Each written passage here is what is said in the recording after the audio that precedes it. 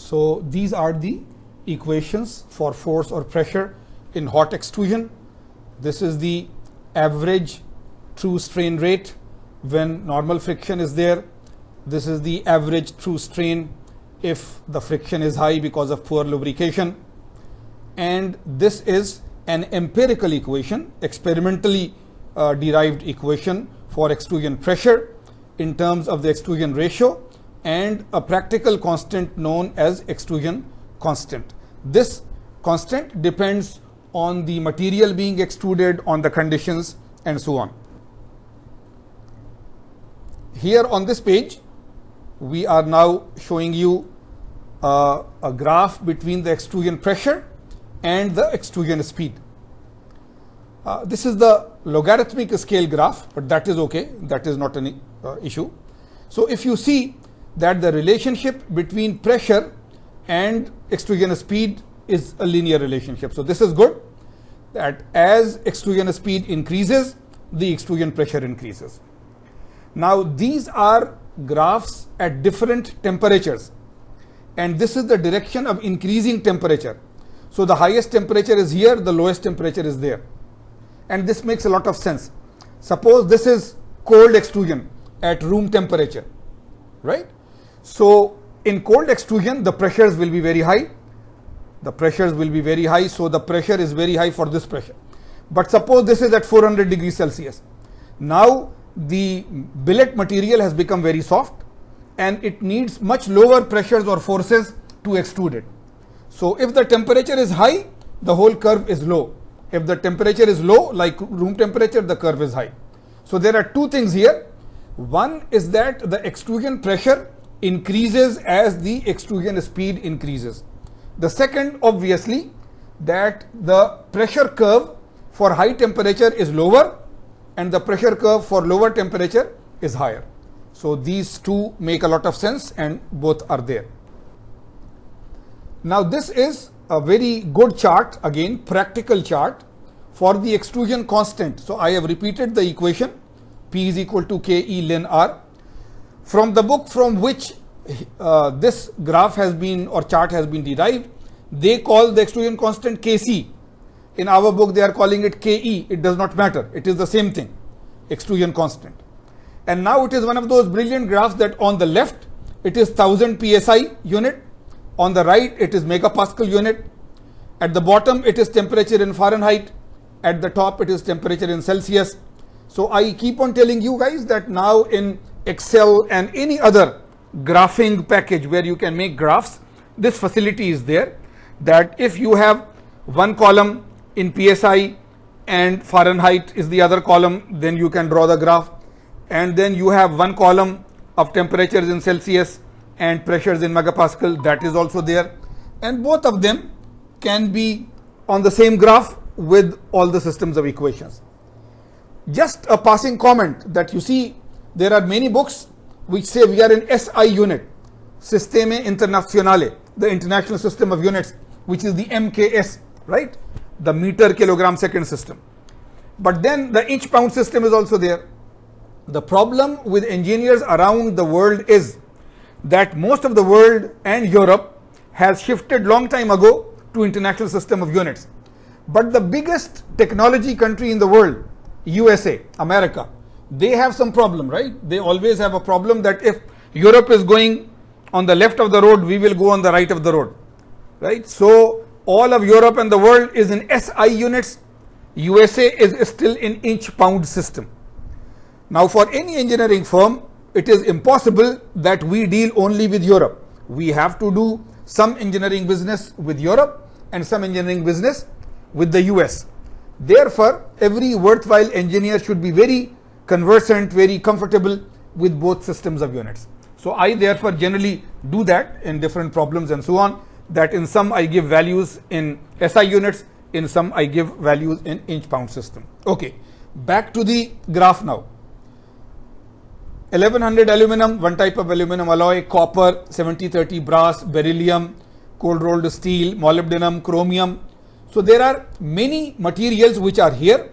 If you know the temperature at which you are doing the extrusion, for example, you are doing at 600 Celsius and it is copper, then make a vertical line hit copper and see what constant value you will take for the equation. If you are doing 400 Celsius and it is 1100 aluminum alloy, then you see what the constant is and so on. Of course, some of the major alloys in the world are not there.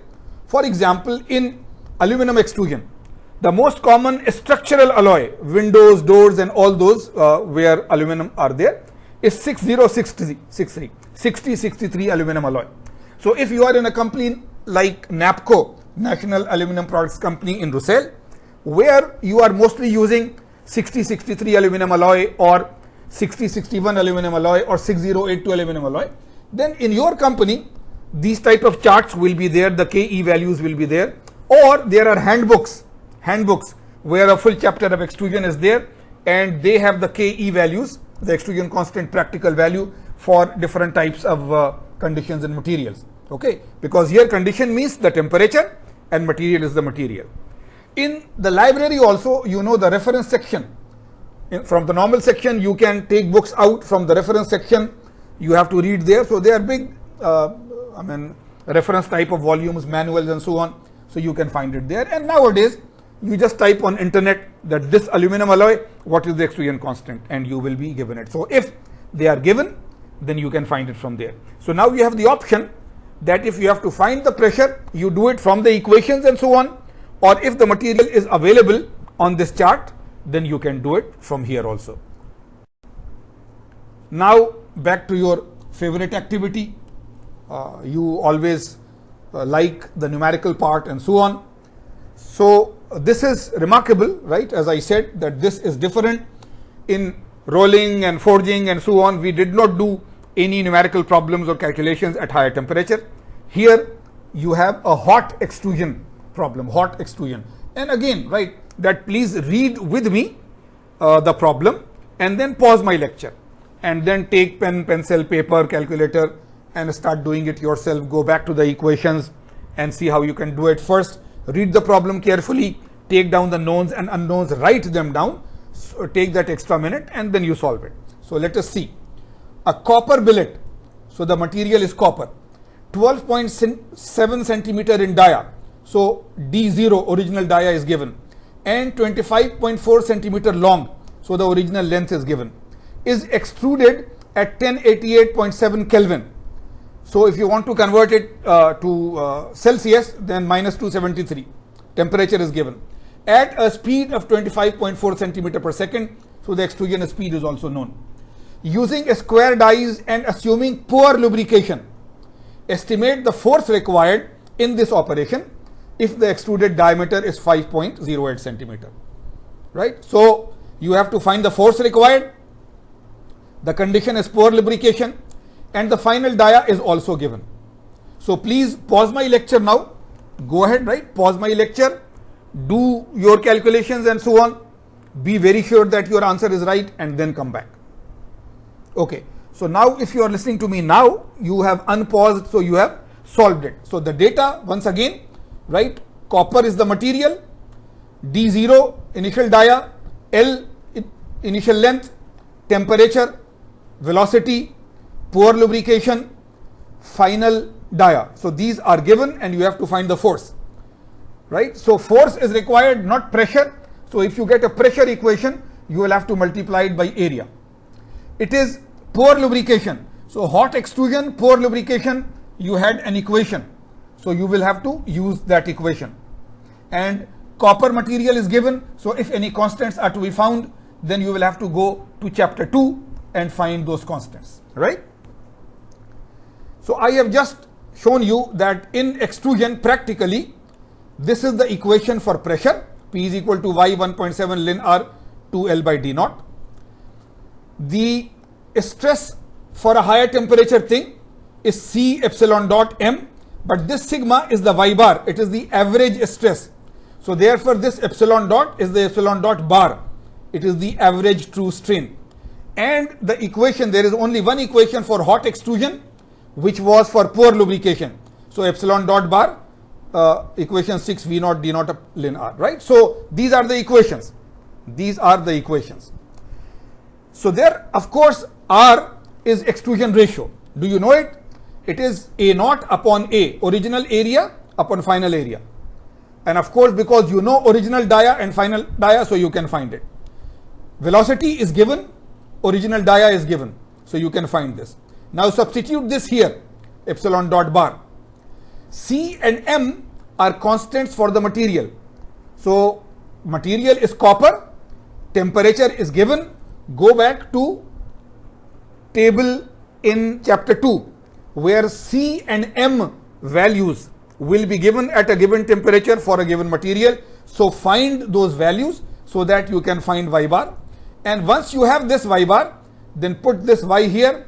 R is again A naught by A, L and D naught are given, right? So this way you find the pressure, and once you find the pressure, you multiply this by the area and you can get the force. Okay? So here is the full solution. I have written the equation. Y bar or sigma is C epsilon dot bar raised to M. The pressure by this formula. The extrusion ratio is A naught upon A, but you can cancel pi by 4 from there, pi by 4 from there. So it is already D naught square upon D, right? D naught square upon D. So you can find this value. And there is only one equation, as I said, for hot extrusion under poor lubrication. So this is the equation. R you already have found. R you have already found. V naught is given in the problem. D naught is given in the problem. So just put all the values and the epsilon bar, right? You can find it comes out to be say 22 per second, right? This is a strain rate. A strain has no equation, units, minute per minute, meter per meter, meter per meter, inch per inch, but it is a strain per unit time. So it is a number per unit time. So this is per second. Now from table 2.5, I always request you, force you that please go to the table. Please go to the table. Don't leave it. Please go to the table and find the values that you have copper and the values are there. So capital C there is a value and M there is a value. Now here they are saying average value, because for a material if they have a range of values, and we have not been told that where exactly to take the value in this range, then always take the value which is roughly average in that range. So for C, if it is from 130 to 132, then take the average and so on. So now from the table and seeing that it is copper, you have taken the values of C and M. Once you have taken the values of C and M, then you can put it there, right? The value of C is known, M is known, and epsilon bar dot, you have already calculated. So therefore, the average flow stress is now this. Average flow stress is now this, right? Assuming that y bar is sigma, which I have already told you. So now in the pressure equation, this y bar is now known. 1.7 ln R is known. L is given in the problem. D naught is given in the problem. Substitute all of the values. So the pressure is this much megapascal, 1121 point something megapascal. You could also write it 1.121 gigapascal, but whatever value is there, you can write it. And then of course, if pressure is there, then pressure is force upon area. So force is pressure into area. Force is pressure into area. And this force is being applied by the ram. So this is on the billet. This is not force at the end. In the end, the area is reduced to the extrusion area. But this force is the force that the ram is applying. So the area should be the original area of the billet. The original area of the billet. So pi by 4, original area. And then you have this. Again, they are writing in kilogram. They are very fond of doing that. You directly write whatever value is there in newtons or kilonewtons or meganewton, right? So once again, if you have understood all the steps carefully, you read the problem, you write the data, knowns, unknowns, you select which equations you have, and you work backwards. That this I know, this I have to find out, then this I have to find out, then this I have to find out. So now you have done a very comprehensive problem in hot extrusion or hot bulk deformation.